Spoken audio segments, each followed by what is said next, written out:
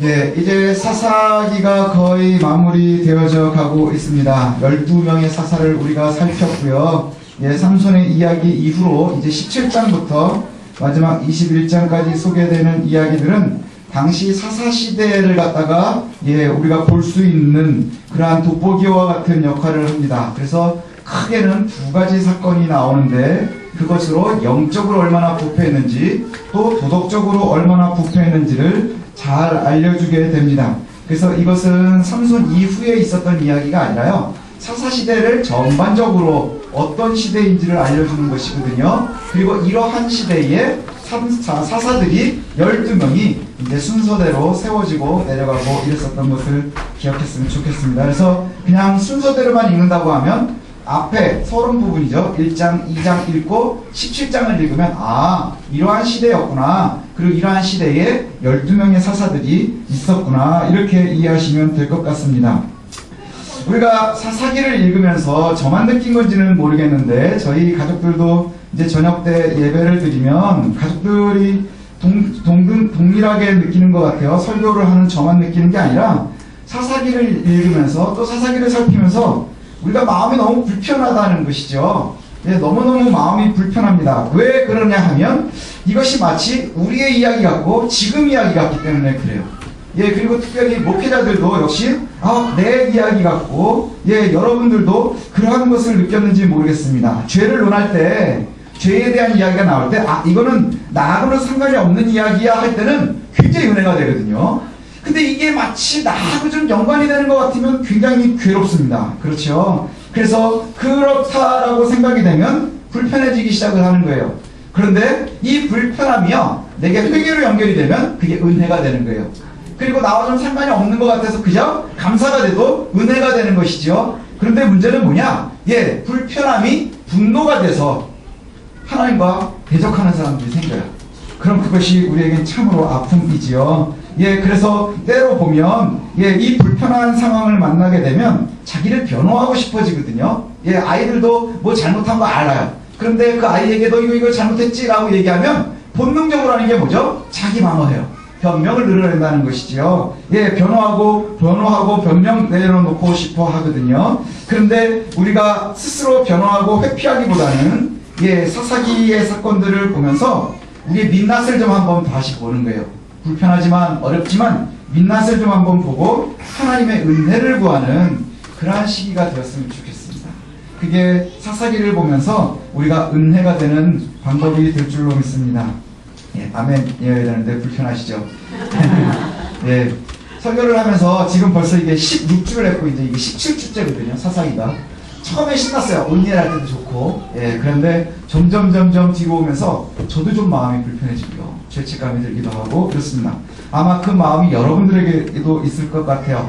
그런데 오늘 이제 그럼에도 불구하고 17장부터 21장까지 그 사사시대를 갖다가 마무리하도록 하겠습니다. 교회를 갖다가 여러 가지로 표현을 합니다. 그렇죠? 교회 하면은 우리가 여러 가지로 성경에서 표현을 하거든요. 만민이 기도하는 집이라, 하나님의 몸된 장소다, 그리스도의 피값으로 산 곳이라, 복음의 전초기지이다, 성도들이 모이는 곳이라, 믿는 사람들의 모임이다. 이렇게 여러 가지로 교회가 소개가 됩니다. 근데 이 교회가 소개가 되는 것들은 이 닉네임들의 공통적인 것은 뭐냐 하면 이 교회의 주인이 하나님이라는 거예요. 그렇죠. 이 교회의 주인이 하나님이라는 것이죠. 그래서 교회의 가장 중요한 역할은 뭐냐? 예배입니다. 우리가 모여서 예배하는 것이지요. 그리고 나서 이 예배 가운데는요, 누가 주인공이냐? 하나님이 주인공이신 거예요. 그래서 하나님이 무대 위에 있는 것이 아니라 하나님이 관객으로 앉아 계시고요, 우리가 하나님께 영광을 돌리는 거예요. 그러면 관객석에 홀로 계시면 하나님이 그것을 받으시는 것이지요. 근데 예배에서는 다른 것들이 주인공인 척해서는 안 됩니다. 오직 하나님만이 주인공이신 거예요. 그래서 우리가 기도하면서 홀로 영광 받아 주옵소서, 이 예배가 영광 돌리는 건데 누구에게 영광 돌리는 거예요? 목사에게요? 아니요. 그럼 여러분에게요? 아니에요. 하나님께 영광 돌리는 거예요. 제가 농담 비슷하게 예전에 만났었던 어떤 목사님들이 계시는 교회에서 이 초청을 받아가지고 식사를 한 적이 있는데, 거기에 이제 제가 미국에 있을 때 저는 이제 사역을 따로 안 할 때 그 교회 목사님이 이렇게 어떤 장로님께서 식사 대접을 한다 해서 그 교회 목사님, 부목사님들 그 다음에 유아부 목사님들이 한 두세 분 계셔서 같이 이렇게 만난 적이 있습니다. 그랬더니 거기에서 이런 얘기 저런 얘기 하다가 농담처럼 나온 얘기가 뭐냐, 하나님께서 은혜는 담임 목사한테 주고, 그래서 모든 영광 담임 목사님께, 그 다음에 부목사는 담임 목사님의 영광을 논아가지면 된대요. 뭐 이런 얘기들을 했었거든요. 근데 이것이 뭐냐 하면 그냥 농담처럼 하는 얘기예요. 하나님께 영광인 거예요. 그리고 하나님께서 주시는 은혜를 우리가 먹는 거예요. 하나님께서 주시는 은혜를 먹는 거예요. 그래서 주가 뭐예요? 가운데 있는 게 뭐죠? 하나님께 영광. 그럼 부수적인 게 뭐예요? 우리의 은혜예요. 꼭 기억하십시오. 교회 안에서의 예배는요, 하나님께 영광, 그래서 하나님이 중심에 있고요. 그 다음에 그 은혜, 우리가 자꾸 뭘 달라고 하는 그 은혜, 그건 뭐냐? 그건 부수적인 결과물들이 되는 거예요.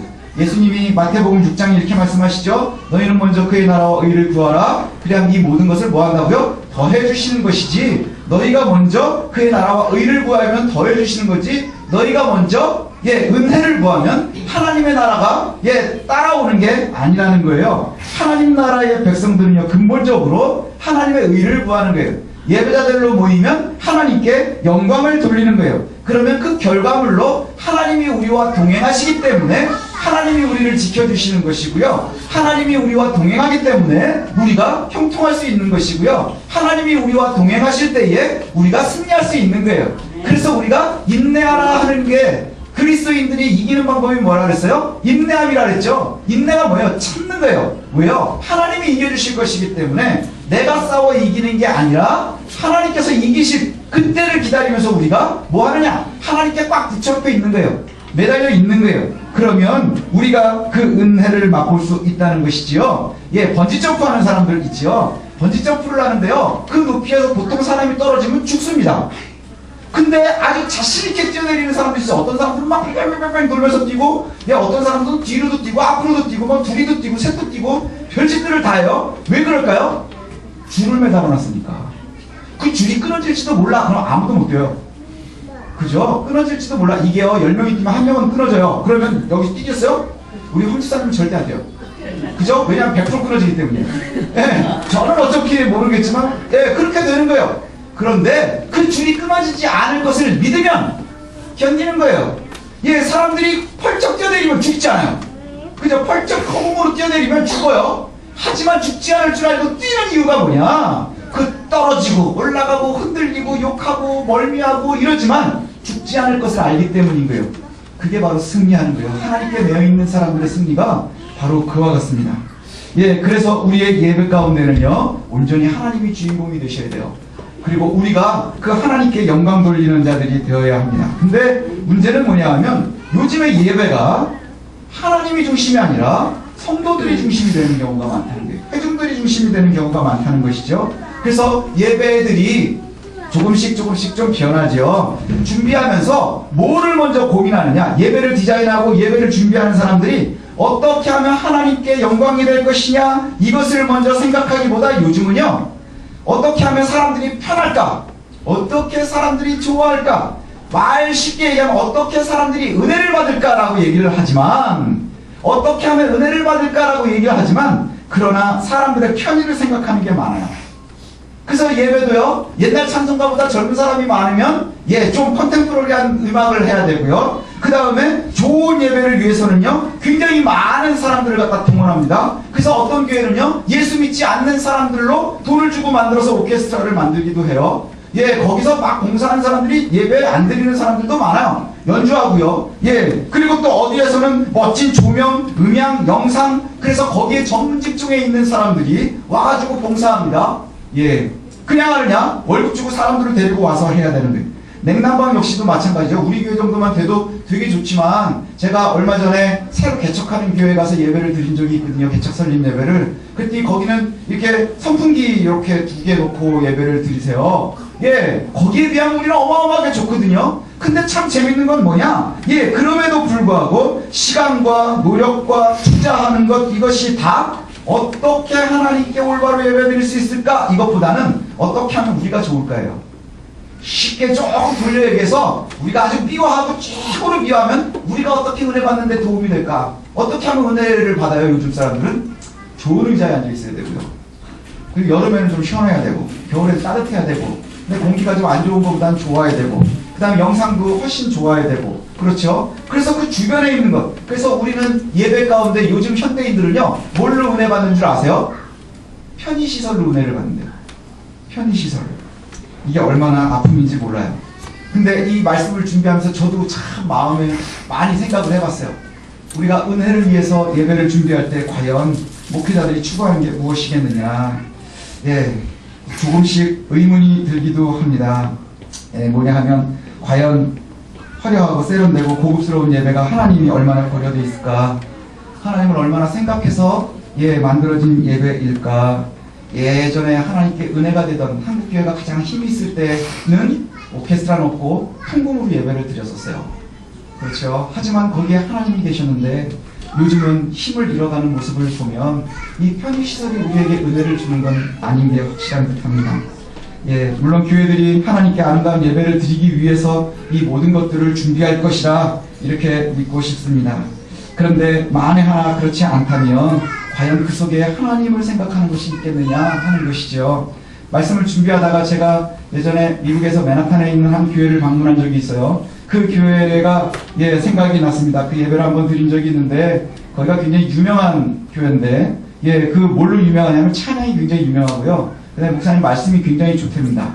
근데 저는 이제 잘 못 알아들어가지고 은혜가 되는지 안 되는지 모르겠지만 찬양을 할 때 분위기에 엄청나게 은혜가 되더라고요. 그래서 그곳을 방문한 적이 있는데 그 교회가요, 옛날에 있었던 극장을 갖다 그대로 인수를 해가지고 예배를 드린 교회였어요. 극장이니까 조명이 얼마나 예뻐요. 그래가지고 그게 오페라인지 뭐 그런 걸 하는 데였나봐요. 그래서 무대 막이 있고, 무대가 있고, 조명이 있고, 가운데 큰 샹들리에가 있는데, 그게 유일한 조명이어서, 회중석은 좀 어둡고, 강대상 있는 쪽으로는, 강단 쪽은 되게 화려하고 뭐 이렇습니다. 굉장히 멋있는 교회였어요. 딱 갔는데 그 예배를 드리는데요, 마치 옛날 그 교회의, 초대교회의 성막을 보는 것 같았어요. 처음에 딱 갔더니, 저 극장이니까 막이 쫙 내려와 있어요. 강단에 막이 내려와 있어요. 그리고 나서는 그냥 배경으로 음악만 나오고 있고, 사람들이 기다리면서 웅성웅성하고 있고, 뭐 기도하는 사람도 있고 막 이래요. 그리고 나서 저희는 좀 늦게 가서 이제 2층에 올라가서 앉아 있었거든요. 그 2층에 올라가서 앉아 있는데, 그러다가 시간이 딱 되니까, 갑자기 빵빠레 같은 음악이 빵빵빵 하고 나오면서 막이 쫙 올라가는데, 장로님이 강대상을 쫙 밀고 나오시는 거예요, 뒤에서. 바퀴가 달린 걸로. 이것처럼 쫙 밀고 나와서 앞에다 딱 놓는 거예요. 그리고 나서는 예배가 시작이 되는데 바로 찬양이 시작이 돼요. 근데 찬양이 너무너무 멋진 거예요. 찬양이 너무너무 멋지고요. 그 미국에 있는 사람들처럼 그 앞에는 솔리스트들이 쫙 있고, 큰 성가대가 있고, 지휘자가 지휘를 하다가 막 반주하다가 자기가 혼자 예배하다가 막 이러는데 너무너무 멋진 거예요. 그리고 그 곡들이요, 가사를 다 몰라도 아는 게 우리나라에서도 부르던 곡이니까 의미를 다 아니까 은혜가 되는 거예요. 그래가지고 뭐 굉장히 좋은 예배를 드리는데 신기하더라고요. 한참 예배가 진행이 되는데 갑자기 주변에서 펑펑펑 터지는, 그게 뭔가 그랬더니 후레쉬가 터져요. 사진을 찍는 거예요, 그 장면을. 그래서 저도 하나 찍었어요. 저는 예배 시간이니까 저는 이 핑계를 꼭 대자면 저는 이제 교회들이 어떤가를 좀 보려고 그래서 후레쉬는 안 찍었는데 주변에 막 펑펑펑펑펑펑 막 터지는 거예요. 그러더니 너무너무 멋있는 찬양이 다 끝났습니다. 그렇게 끝나고 나니까 곧바로 이제 장로님이 나오셔서 대표 기도를 하셨어요. 근데 대표 기도를 하는 동안에 갑자기 사람들이 일어나요. 웅성웅성웅성 하더니 대표 기도를 하는 동안에 웅성웅성웅성 하더니 일어나서 다 나가는 거예요. 그게 뭐냐면 후레쉬 터치던 사람들이 다 나가는 거예요. 다 나가요. 그래가지고 왜 나가나 그랬더니 이 사람들이요, 음악이 공연이 너무너무 유명한 거예요, 그 교회가.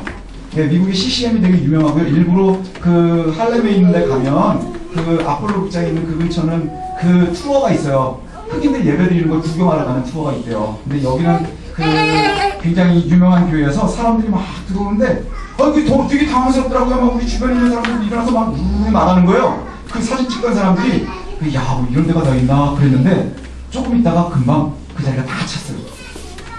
다 찼어요. 그러니까 못 앉아 있었던 사람들이 들어와서 다 앉는 거예요. 그리고 나서 예배가 시작이 되고, 그리고 이제 말씀이 되는데 제가 궁금해서 뒤에 봤더니 그때까지도 뒤에 사람들이 서 있는 거예요. 쭉 서 있어요. 제가 앞으로 10년, 뒤로 10년간 아마 서서 예배 드리는 교회는 보지 못할 것 같아요. 예, 자리가 없으니까 뒤에서 서서 예배를 드리는 거예요. 그리고 나서 예배가 끝날 때까지 그곳은 빈자리가 없었어요. 예, 꽉 차서 예배를 드립니다. 그리고 나서 예배가 다 끝나고 나니까 사람들이 나가지를 않아요. 예, 뒤에 있는 사람들은 막 나가는데 그 자리에 앉아서 예배를 하는 사람들이 있고, 기도를 정말 많이 하고 싶은 사람은 내려가서 1층으로 가더라고요. 그래서 저희도 따라가 봤어요. 저는 이제 교회를 좀 공부하려고 갔으니까 따라가 봤어요. 그랬더니 앞자리 쪽에 가서 예, 사람들이 어마어마하게 많은 인원수가 나가지 않고 통성으로 기도하고 있는 거예요. 기도를 막 하고 있어요. 예, 그 기도를 하는 모습을 보면서 그때 알았어요. 뭐냐 하면 여행객들이 하도 많이 오니까 1층은 그 교회 등록한 등록교인만 들어갈 수 있어요. 등록교인만 들어갈 수 있어요. 그리고 선착순으로 들어갈 수 있는 거예요. 자리가 비면 딱 닫아요. 그리고 황 집사님만한 집사님들이 서서 못 들어가 이렇게 서 있어요. 그렇게 서 있어요. 그러니까 그 밑에는 정말 예배가 너무 좋은 거예요. 근데 이제 왔다 가는 사람들을 갖다 그냥 버릴 수 없으니까 위에 있는데 그 사람들이 다 나가도 역시 예배하고자 하는 사람들이 와서 다 채우는 거예요. 그래서 이 교회가 참 은혜가 넘치는 교회구나 이 생각을 했어요. 믿지 않는 사람들도 평범하게 들어와서 했을 수 있고, 그 다음에 거기에 보니까 그 안에는 구경꾼들도 많고 예배자들도 많이 있는 거예요. 그래서 예수님 생각이 났어요. 예수님 말씀이 이 안에 알곡과 가라지가 같이 있는데 마지막 때에 알곡과 가라지는 반드시 구분되게 돼 있겠죠. 그래서 가라지를 다 뽑으려고 있을 텐데 중간에 나간 사람들이 가라지가 아니겠어요? 그 사람들은 뭘 보러 온 거예요? 멋진 예배를 내가 구경하러 온 거예요. 하지만 그 자리를 끝까지 채워야 됐었던 사람들은 여호와를 만나러 온 거예요. 하나님을 만나러 온 거예요. 있는 사람들이요, 다 예배자가 아닌 것을 알았어요. 예, 거기가 다 예배자가 아닌 걸 알았어요. 그 예배 자체는 너무나 은혜롭지만 어떤 사람들에겐 그저 구경거리에 지나지 않는 거예요. 그리고 어떤 사람들에겐 그게 은혜의 통로가 되는 거예요. 그러니 디자인 되어지는 게 중요한 게 아니라 뭐가 중요한 거죠? 하나님을 갖다가 어떻게 바라보느냐, 그 예배에 우리가 어떻게 참여하느냐 하는 것이 굉장히 중요하다는 것이죠. 우리가 오해하는 것이 뭐냐? 어떤 노래를 불러야 은혜로울까? 그 다음에 목사의 설교가 몇 분짜리면 은혜로울까? 그래서 제가 개척하려고 막 자리를 다니는데 어떤 장로님이 하는 부동산에 들어간 적이 있어요. 근데 그 장로님이 저한테 부흥하는 방법을 알려주시더라고요. 예, 그런데 뭐냐? 예배는 1시간 이전에 끝나야 되고, 설교는 20분 이전에 끝나야 되고, 찬양은 빠르게 해야 되고, 뭐 이런 거 가르쳐 주는 거예요. 그래가지고 제가, 연세 드신 분이지만 속으로 그래서 말을 못하고 속으로 그랬어요. 참 버릇이 없다. 하나님 앞에 버릇이 없는 거예요. 그렇지 않나요? 참 무리하기가 그지없는 거예요. 그런데 우리가 말은 안 하지만 우리가 하나님 앞에 그럴 수 있어요. 그렇죠? 우리가 그럴 수 있다는 거예요. 그래서 하나님께 예배하는 것임을 잊지 않았으면 좋겠어요. 왜 그럴까요? 교회는 중심이 하나님이에요. 기준이 하나님인 거예요. 그래서 옳고 그름의 기준도 역시 하나님께서 기준을 정하시는 거예요. 우리가 생각하기에 좀 아닌 것 같아도 하나님이 옳다 그러면 옳은 거예요. 내가 생각하기엔 괜찮은 것 같은데 하나님의 말씀에 아니라 그러면 그건 아니어야 하는 거예요. 그런데 하나님의 힘이 점점 잃어가면 뭐가 되나요? 우선순위가 바뀌는 거예요. 하나님 우선 우리 다음이 아니라 하나님과 우리의 순서가 바뀌는 순간에 우리의 믿음, 교회의 질서, 이 모든 것이 다 엉망진창이 되는 거예요. 지금 교회들이 힘을 잃어가고 있다 그러죠. 교회들이 분란이 많이 일어나고 있다 그러죠. 그 다음에 뭐 신천지나 이런 이단들이 막 교회로 들어오면서 얼마나 기독교를 갖다가 우습게 아는지 몰라요. 우리 교회도요, 일주일이면은 신천지에서 보내는 유인물, 신문, 편지가 얼마나 많이 오는지 몰라요. 왜 그럴까요? 믿지 않는 이들에게 가지 않고 교회로 오는 이유가 뭐예요? 믿지 않는 사람들보다 교회가 더 쉬운 거예요. 그렇죠. 어설프게 믿고 있는 사람들, 제가 말씀드리는 구전으로 신앙하는 사람들, 구경꾼으로 신앙하는 사람들이요, 훨씬 쉬운 거예요. 그렇죠. 잘못 알고 있는 그것이 얼마나 어리석음인지 몰라요. 엉망진창이 된 이야기가 오늘 본문에 나와요. 에브라임의 미가라는 사람의 이야기입니다. 아주 엉망진창이에요. 미가의 어머니가요, 은 1,100을 잃어버렸대요. 1,100을 잃어버렸대요. 이만큼, 이게 얼만큼이냐 하면요, 뒤에 보니까 보통 레위인의 연봉이 10이에요. 은 10개예요. 은 10개가 1년 연봉이라고 하면 1,100이면 얼만큼이에요? 연봉이, 그죠? 어마어마하죠? 뭐 1, 2억은 아닌 것 같아요. 수십억이 되는 돈이에요. 그런데 그 돈을 엄마가 잃어버렸대요. 그러니까 엄청 부잣집인 거예요. 현금으로 잃어버렸으니까. 그죠? 현금을 그만큼 두고 있으면 참 좋겠는데. 네. 근데 이 어머니가 은 1,100을 잃어버렸으니까 얼마나 마음이 아프겠어요? 그래서 막 이 그지 같은 놈이 훔쳐갔구나, 이놈 죽어버려라, 이러고 이제 막 저주를 하기 시작한 거예요. 예, 그래가지고 엄마가 막 여기저기 동네 다니면서 막 저주하지 않았겠어요? 그랬더니 아들이 와가지고 한다는 말이, 엄마가 은을 잊어버리고 그리고 나서 저주하는 소리를 들었어요, 제가. 근데 그게 저한테 있네요. 이런 거예요. 저한테 있네요. 예, 이게 무슨 말이에요? 지가 훔쳐갔다는 얘기죠. 그랬더니 엄마가 바로 듣자마자 뭐라 그러냐면, 예, 저주하다가 말고 아들에게 복을 빌어요. 그죠? 뭐라고 복을 빌어요? 예, 여호와께 복이 받기를 원하노라. 복 받아야 될 이유가 없어요. 도둑놈이에요. 그저 억지로 찾은 거예요. 저주받을까봐 두려워서 내가 갖고 있어요 라고 얘기한 것 뿐이에요. 그런데 이 엄마가 뭐라고 하냐면, 예, 네가 저주를 받을 게 아니라 복 받기를 원하노라. 그리고 나서는 이 엄마가 뭐라고 하냐면, 이 은을 갖다가 내가 다 가졌는데 이걸 갖다가 내가 다 여호와께 드리겠다, 이렇게 여호와께 드리겠다. 그리고 누구에게 주냐면 아들한테 줘요. 아들에게 다시 주면서 이게 다 여호와께 드리는 것이라, 그렇게 얘기를 해요. 그래, 아들이 다 받아가지고는 뭘 하느냐 면 다시 200을 갖다 엄마한테 주니까 그 200을 가지고서 신상을 잘 만들었어요. 신상을 만들었어요. 예. 그리고 나서는 그 신상을 잘 만들어 놓은 것, 예, 그게 여호와께 드렸다, 이렇게 얘기하는 거예요. 지금 생각을 해보면 되게 웃기는 얘기예요. 여호와가 없는데 명분의 여호와가 있어요. 그쵸? 아들이 1,100을 훔쳤어요. 예. 그리고 나서는 엄마가 저주를 하니까 아들이 그걸 갖다가 자수를 했어요. 그랬더니 엄마가, 예, 저주를 하다가 말고 여호와께 복이 있기를 원하노라, 그러면서 내 복을 위해서 내가 여호와께 드려야지. 그리고 누굴 준 거예요? 아들을 다시 준 거예요. 그리고 나서는 아들이 그러면 이걸로 신상을 만드십시오 하고 200을 갖다가 다시 엄마한테 줬더니 신상을 만들었어요. 예. 그리고 나서는 가정에다 준 거예요. 이게 무슨 얘기냐 하면 하나님이 없는 거예요. 명목상의 하나님은 있어요. 우리가 신앙을 잘못하면 이럴 수 있어요. 여러분이 하나님을 위한다, 하나님을 생각한다 얘기를 하는데 그 실제 하나님은 없고 명목상의 허공 속에 있는 허위의 하나님이 있는 거예요. 혹 여러분들이 허위의 하나님을 따라가고 있지 않는가 생각해봐요. 허공 속에 있는, 그저 상상 속에 있는 하나님이 아닌가 생각해봐야 돼요. 예, 그래서 만들어 놓는다고 하는 게 뭐예요? 결국은 에봇과 드라빔을 만들어가지고 집 안에다가 신당을 만들었어요. 집 안에다가 신당을 만들었어요. 이것이 아주 보편적인 일이었던 것 같아요. 예, 그리고 나서는 에봇과 드라빔을 만들어서 한 남자를 갖다가 고용을 했대요. 그리고 이 사람을 갖다가 제사장으로 삼았어요. 그 제사장을 삼을 때 어떻게 하느냐? 예, 이 미가라는 애가 거룩하게 구별했대요. 그러니까 이게 근거가 없는 거룩함들이 나오기 시작을 하는 거예요. 근거가 없는 거룩함들이 나오기 시작하는 거예요. 예, 그때 성경이 뭐라고 이것을 한번 딱 정리를 하느냐? 그때 왕이 없으므로 사람들이 자기 소견에 오른 대로 행했다. 이게 사실은 사사기 전체를 아우르는 얘기예요. 그 시기에 왕이 없으므로, 이스라엘에 왕이 없기 때문에 사람들이 자기 소견에 오른 대로 행하더라. 왕이 누구예요? 여호와가 없는 거예요. 여호와가 없으니 명목상 여호와만 있고 명분상 여호와만 있고 상상 속에 여호와만 있는 거예요. 그러니까 결국 현실에는 뭐가 제일 중요한 거예요?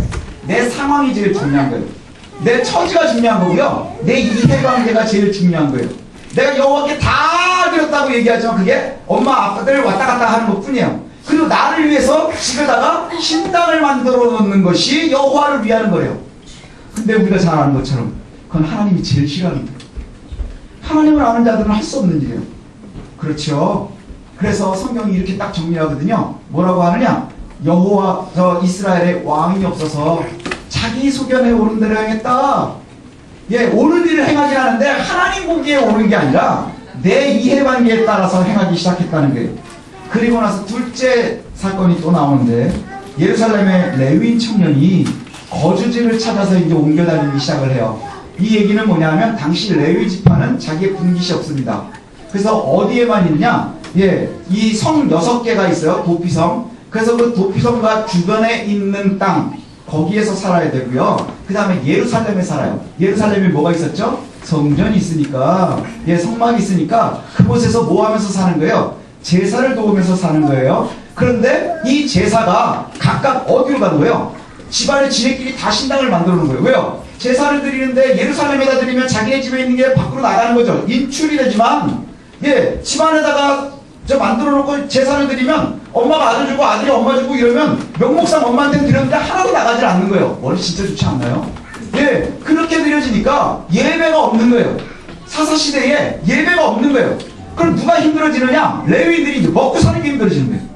그래서 먹고 살기 위해서 떠돌아다니기 시작하는 사람들이 생겼어요. 그래서 사사시대에는 레위인들이 떠돌기 시작을 합니다.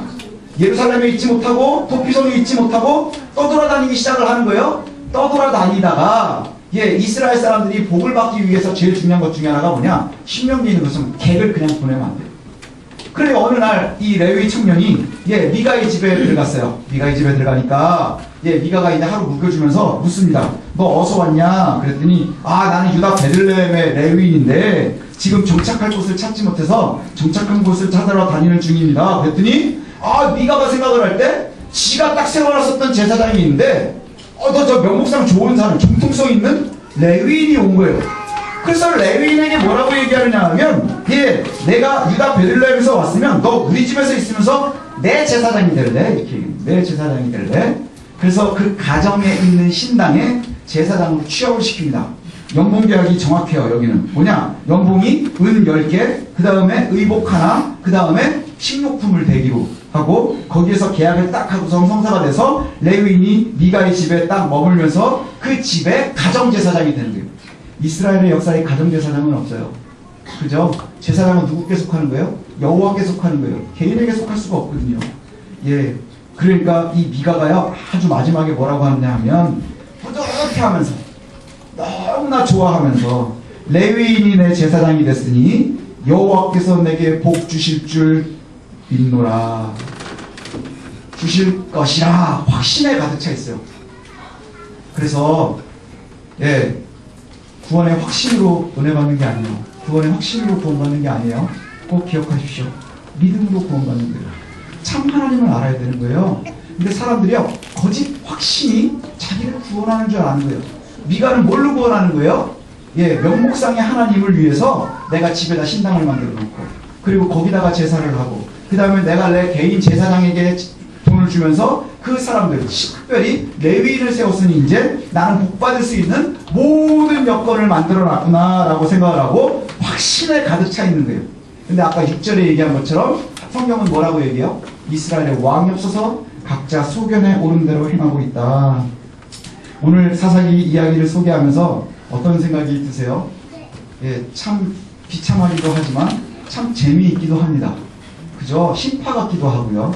그런데 여기에 보면 자연스럽지 못한 것들이 몇 개 있는데 살펴보면 첫 번째는 뭐냐면 죄에 대한 저주와 대상과 상황이 변한다는 거예요.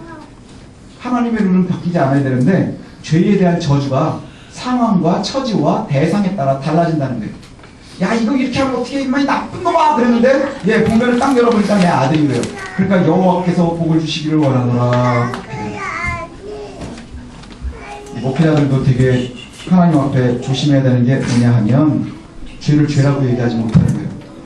왜 그럴까요? 떠날까봐. 사사기가 지금 그런 거예요. 죄가 죄라고 얘기를 못하고요. 옳지 못한 걸 옳지 못하다고 얘기를 못해요.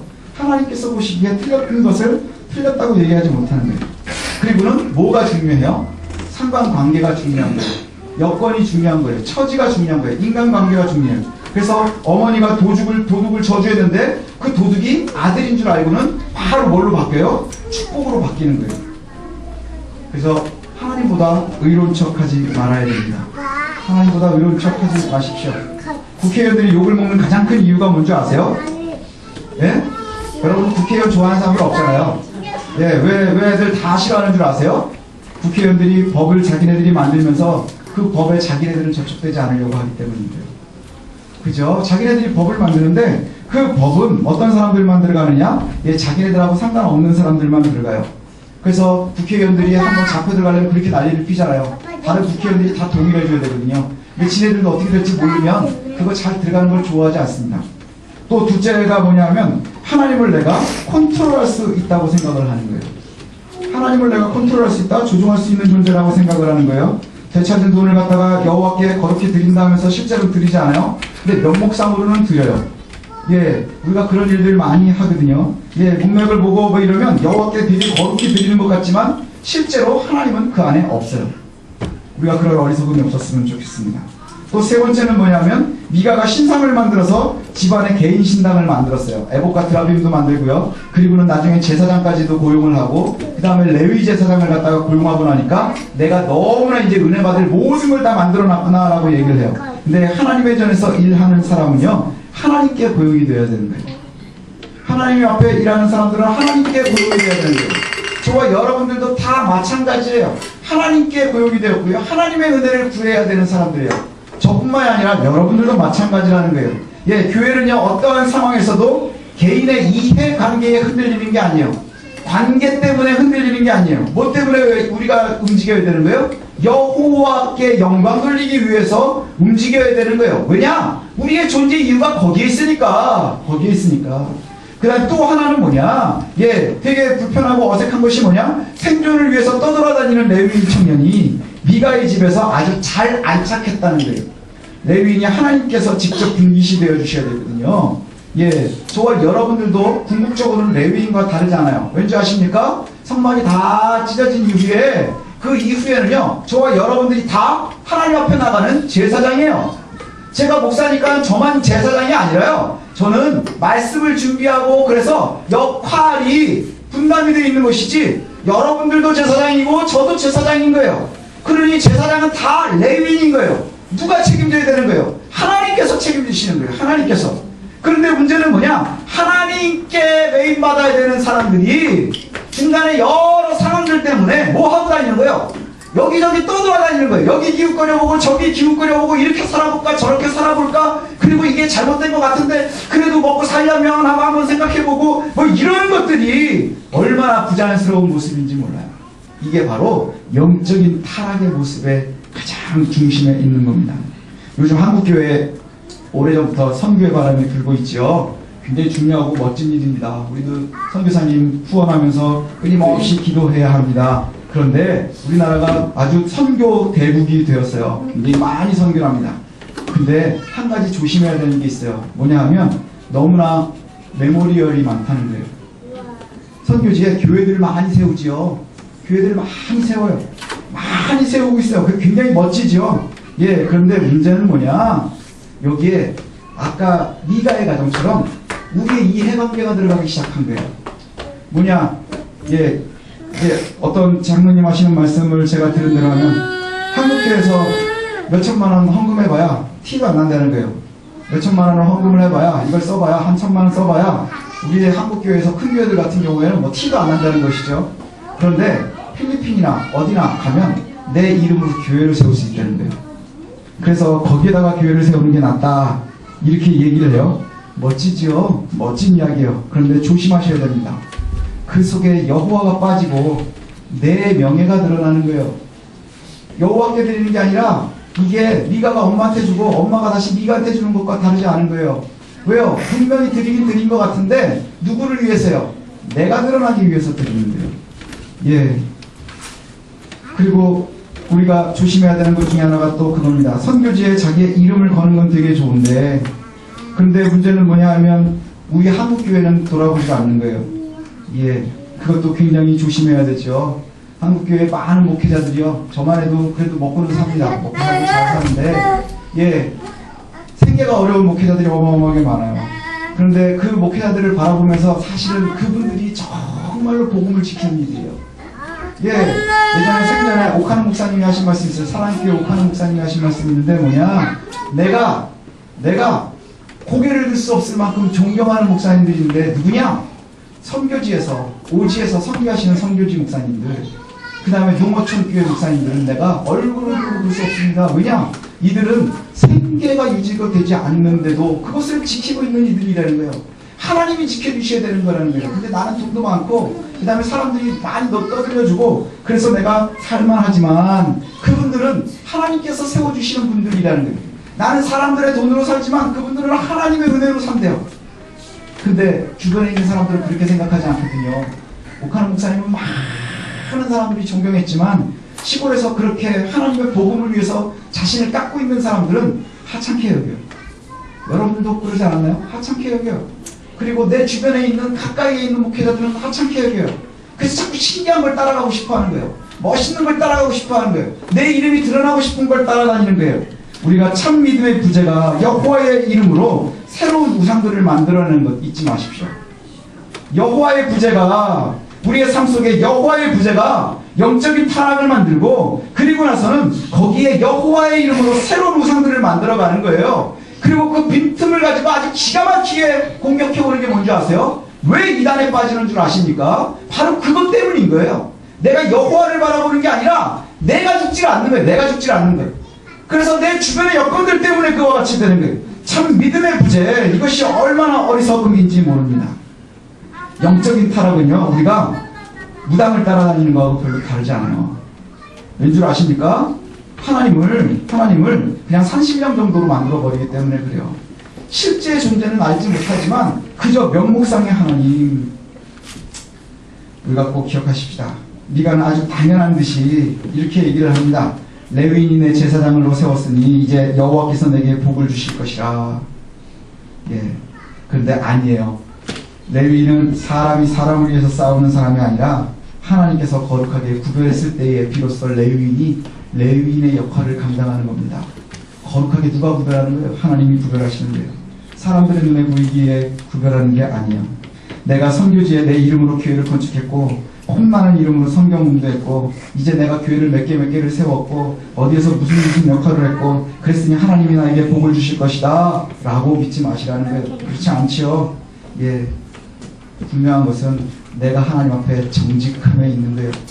그리고 그 정직을 위해서는요, 우리가 절대로 놓치지 말아야 되는 것이 하나님의 말씀을 묵상하는 거예요. 배우는 거예요. 그래서 여호수아에게 여호와의 사자가 나타나서 뭐라 그랬어요? 내가 너와 함께 할 것이라 두려워하지 말라. 그리고 나서는 뭘 하라 그래요? 내가 모세에게 이야기한 것을 너희가 기억해서 지켜서 묵상하고 가르치고 배우고 그것을 갖다가 생각하라 그래요. 모세가 가르친 게 뭐예요? 하나님의 불이에요. 하나님의 불. 하나님이 생각하실 때 옳으냐? 하나님이 생각하실 때 틀리냐? 이것을 갖다가 잘 바라봐야 된다는 것이죠. 우리 교회는 되게 작지요. 네, 되게 작습니다. 이 교회를 크다고 생각하시는 분들은 아마 없을 것 같아요. 특히 오늘은 결석도 많고 빈자리도 많아서 더 작아 보이는데, 예, 그렇지만 감사할 것이 있습니다. 뭐냐 하면 드러내려 하지 않는 것이 감사해요. 아직까지도 제가 볼 때 참 감사한 것은 뭐냐 하면 드러내고 싶어하는 사람들이 아직 없어요. 우리 성도들 중에. 그것이 참 감사하죠.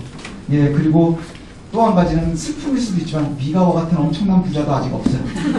그래서 또 이것도 역시 감사합니다. 왜냐? 돈이 생기면 돈이 흔들려요. 여러분 다 부자 되셔야 돼요. 부자 되세요. 예, 그렇지만 왜 아멘 안 하세요? 부자 되기 싫으면 제가 부자가 되겠습니다. 부자 되겠습니다. 그런데 부자가 되면서 하나님을 놓치는 사람들이 너무너무 많아요. 중심을 하나님께 꽉 붙잡으십시오. 그리고 부자 된 것 때문에 하나님을 놓치는 어리석음에 들지 마십시오. 예, 그렇게 작은 이들이 흔들면 작은 교회는 한 방에 흔들립니다. 예, 그리고 주의 영광을 가지는 것이 너무너무 쉬워집니다. 저 여러분이 꼭 기억하십시오. 여호와께서 빠져있는 교회는 아무리 겉보기에 멋있고 힘들고 힘있어 보일지라도 그곳에는 실제가 없는 거예요. 그곳에 하나님은 상상 속의 하나님일 뿐인 거예요. 그냥 우리가 생각하고 있는 정신세계 속의 하나님일 뿐인 거예요. 그러나 저와 여러분이 신뢰하고 따라가야 되는 하나님은 실존의 하나님이십니다. 그래서 우리의 삶을 실제로 이끌어 가시는 거예요.